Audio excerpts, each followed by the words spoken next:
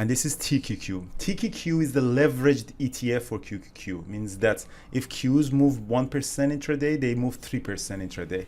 And SQQ is the short version. So if QQQ goes down, SQQQ goes up. It's like you can short the market by buying that.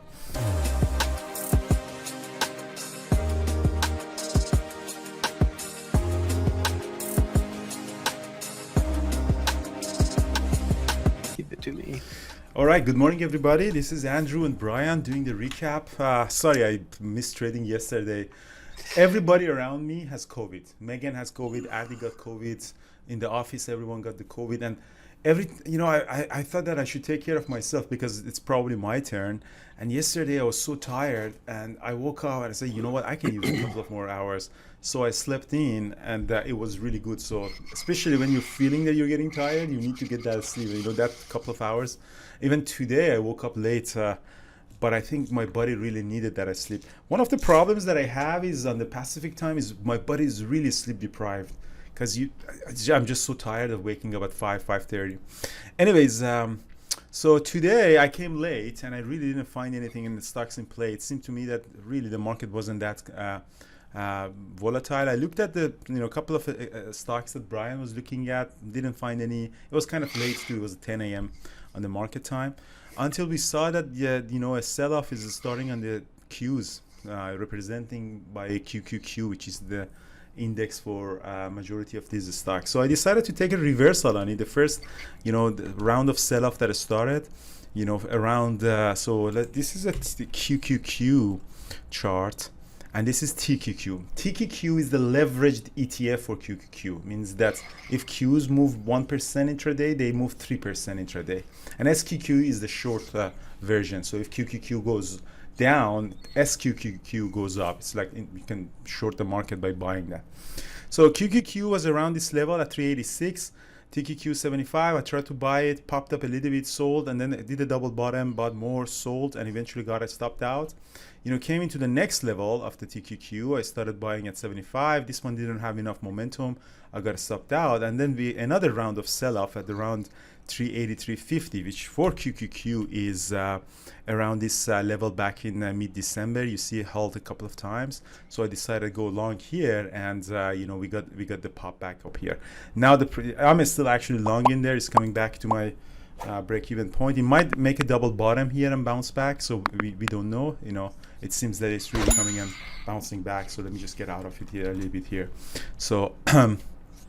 So it might, it's trying to hold this double bottom. And again, when you look at the QQQ, obviously it's just bouncing back from that level. So I'm going to actually hold that, see if we can. So I'm going to hold this TQQ and see if I actually can go a little bit higher. If not, I'm just getting it stopped out at the break even. But here's the thing, guys. This is a more important lesson. I recently wrote an article for capital.com. They actually reached out to me and they said, can you comment on trading indexes or individual stocks for traders? The answer to that is depending on the personality and also the market condition.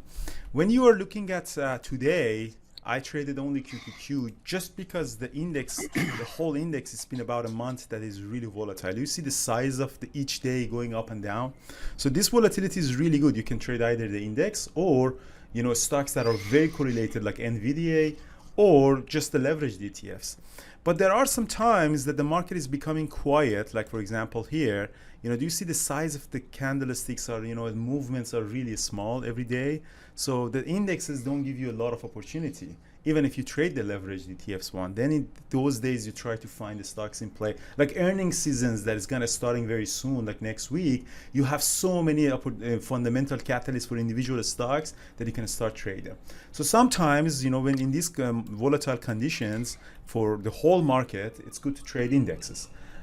Still there's a lot of opportunity for individual stocks, like airlines today were part of the trading for everyone.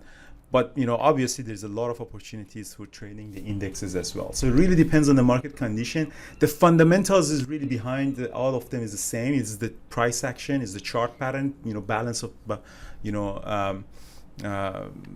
power between buyers and sellers. But overall, if you're learning how to trade, you should be able to read the price action and trade based on both of them, unless you go into options or it's something that has fundamentally different. Yeah, so that's it from me. And Nvidia was also a trade that stock that is trading like QQQ. I tried to catch a small reversal here, didn't work out, and then tried to catch a reversal here, which kind of passed my stop loss, and I eventually got out of it at the break even. So I lost a little bit of money on Nvidia, but overall, come on, and yeah, overall I made money on it. So a little bit of Nvidia was tricky because I added up and bounced back. So yeah, so that's it for me, and yeah, so I bought the deep. Obviously, I bought the deep on the other account on SPXL. I bought a little bit of a deep and see what's going to happen on SPY. So Brian, how was yours? I know you traded earlier than me at the open. Yeah. I thought I saw there was a fair amount of weakness in the Chinese stocks, and I've been looking at the charts last night, the daily charts, and they definitely had a big run. They put in on a daily, they were putting in a topping action. So I kind of figured some of them would be good shorts at the open. So I did short JD, shorted it at the open, then covered most, yeah, and then when it popped back up there, I shorted it again. Caught that second short. Oh. Yeah, other than that, like you said, I've been trading TZA, TNA, and some of the indexes, catching bottoms on these. So and the sell-off. So it's been a pretty decent day. Yeah, this TNA, TZA, SQQQ, and TQQ, I found them, they're really, really good for catching reversals in extreme days. When the market is dropping like 2-3% like we had this week, they're really good for intraday trading. They're not really designed for holding overnight, and I'm kind of got stuck in this TNA position, and I'm paying the price for it. So they're really not designed to they're not investing instruments. It's just buying SPXL and invest for 5 years in it. You could, but they're really designed for this short-term trading. And they also have some sort of a decay too, because they had to do the rebalancing at the end of the day. So they're a little bit tricky, and I got stuck on it. So, and as you see, it's been more than a month, almost 2 months that I'm kind of stuck on it. And I made a little bit of money on the covered calls on them, but overall, this is not an area that you want to park your money. There were so many other opportunities that I could do, but my money is stuck in there. And it's kind of Ardi's fault, but we'll get into that. All right. Yeah, so let's see what we're going to do with TQQ. See if TQQ get to 75. I'm going to hold that 3,000 shares, and that's it. Have a good day, guys. The presentation. Well, we're going to have mentorship session right now, guys, with one of PCT traders. And we have, so Ed Martin is having his mentorship session at 4:30 after the market close, and then Thor is having his mentorship session at 8 p.m. in the webinar room. And then Ed Martin also have a swing trading session mentorship at 9 a.m. on Sunday. So it's 9 a.m. It's not 9 p.m. So after breakfast, go for Ed Martin. Ed will be at 5 p.m. today. All right, perfect. All right, guys, that's it for me. Brian, anything from you? Great. No, that's it, everybody. I hope they had a good day. It was a little bit easier trading today than yesterday. So, yeah.